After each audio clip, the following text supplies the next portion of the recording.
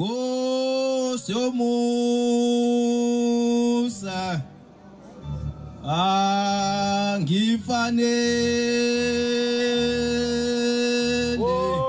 fanele lutho ungehawukele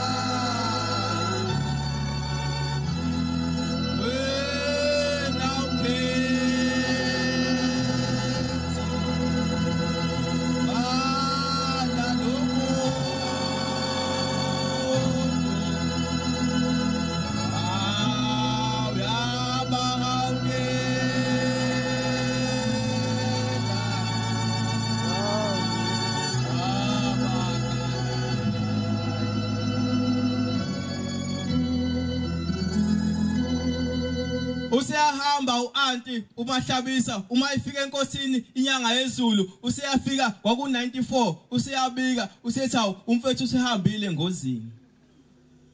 sekenzeka isimanga inkosi inyanga yezulu isiyabheka esandleni sayo ithi mayibheka esandleni sayo ithi kodwa ngiyamazi lo muntu lo ngoba ngikhathe ebika uthi uhambile akamshongo igama akamshongo nesibongo wathi mayibika wathi ushobani ushuDumsani uDumsani Hlabisa ngiyamazi akakadluli kwesami isandla ethi futhi la khona uyaphila futhi usazophila ngoba ngisazosebenza ngaye sekuthi makubuyele emuva isiyahlala lensizwa eICU yahlala kwaze kwaba izinyanga ezintathu ihlele eICU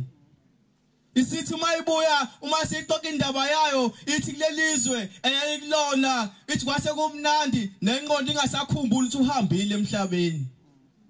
Thiwa lo mndeni wawuyihlalele wangalayitha amakhandlela wangenza lutho ngoba kwasekusho izwi lamazwi ukuthi ukhona uhlabisa uyaphila futhi usazophila uthi wathi mayibona ekuhambeni kwakhe uyabona ezinye insizwa zibamba ulayini ziphethe 50 cent uthi mayiphethe 50 cent ziyoloba amagamazo uthi seyihambile emhlabeni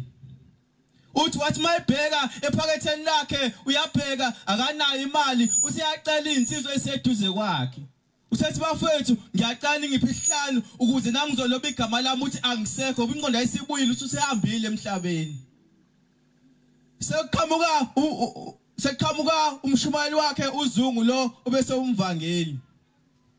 uthi mayiqhamuka umshumayeli wakhe uthi lalela lapha insizwa kaHlabisa njengamanje hamba uyekini ngoba umuntu uma esefikile lana esedlulile emhlabeni kuyele kubo enzelwe inkonzo bese ekhanyiswa amakhandlela bese beyafika amaNazaretha bese yafika azonikela izibani uthi njengamanje hamba uyekini uzothi uma ufika kuzobe kumlindelo bese uthatha 50 cent bese uyabuya uzoxhawula la sekuthi makwenzeka lokho usiyabona sekuqhamuka umfundisi uMadlala bazomaza abaningi uma eqhamuka umfundisi uMadlala ebona engalele usethi umfundisi uMadlala hayi angabuyele emuva lo muntu ngoba mayibuyele emuva uzokweduka lo muntu lo Thiwa lensizwa yayisina kakhulu lensizwa le uma isina kakhulu sebeyakhuluma umshumayeli useyakhuluma nomfundisi sekuthiwa lapha awungeni uma ukuthi wazi wasigidi isikoti esibomvu isithi lensizwa bekisigida nje mina isikoti esibomvu bathi asiphiki ubusigida kodwa imvunulo obugida ngayo bengasiyona yakho busuku itshelekile ithi lensizwa masibuya ngoba ukuphaphama kwayo lapha ibonga inkosi ithi mayiphaphamile sebeyifaka esibhedlela engwelezane uma ihlala beyicilonga kahle ukuthi awukhona umonakalo owenzakalile kuyona kwasefika insizwa ayekade esonta nabe egida nazo uma ifika sezithi sesolanda lensizwa yakahlabisa zayifika zayihamba ngemoto ezu14 thiwa zayikhipha ngaphela esibhedlela zahamba nayo zayifaka phakathi emotweni yayingakwazi ukuhamba ngehulchair lensizwa le sebeyamfaka emotweni sebeyithatha le wheelchair sebeyibusela kudokotela uthi udokotela hambani nayo le wheelchair ngoba izonisiza phambili sezithi lezi insizwa ngeke ukuthi ushembe ehlale ehlalweni nalensizwa bese ihlale ehlalweni bese siyayishiya uzophila ngegama lika Shembe thiwa zazi lokho zifike zimvakashela zifike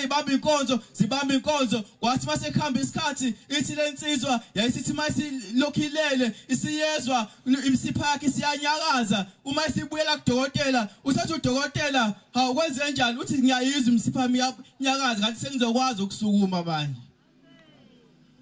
isethi lo dokotela hawu lenyanga noma lo muntu omhambayo ungamnyeki ngoba thina saseshila uthi wena usuyohlala kuwheelchair impilo yakho yonke thiwa yasiyasukuma lensizwa le sengihlala phansi ngoba abantu baningi khuluma ngayo lensizwa sekuthi ku2011 ngifakaze into ebeshohlala uthi uShembe uyedwa kashintshi sekuthi ku2011 sekhona inkosi uNyasi lwezulu ithi mayigibela esitebhisini eside ngalesixhobo sikagesi yasiyawa lensizwa uma iwa sekhala umuntu oseceleni lo mama usekhala ubiza uShembe kaSiloni Nazareth usethi mayibiza uShembe yasiyathatha lensizwa yayophuthumiswa esibhedlela sebeyafika bawabika enkosini bathi mabefika bengakalisho negama sethi inkosi uNyazi lwezulu usho bani usho uDumisani Hlabisa akadluli kwesami isandla usazophinda manje uyaphila maningi amazwi inkosi ayibusisa bezweni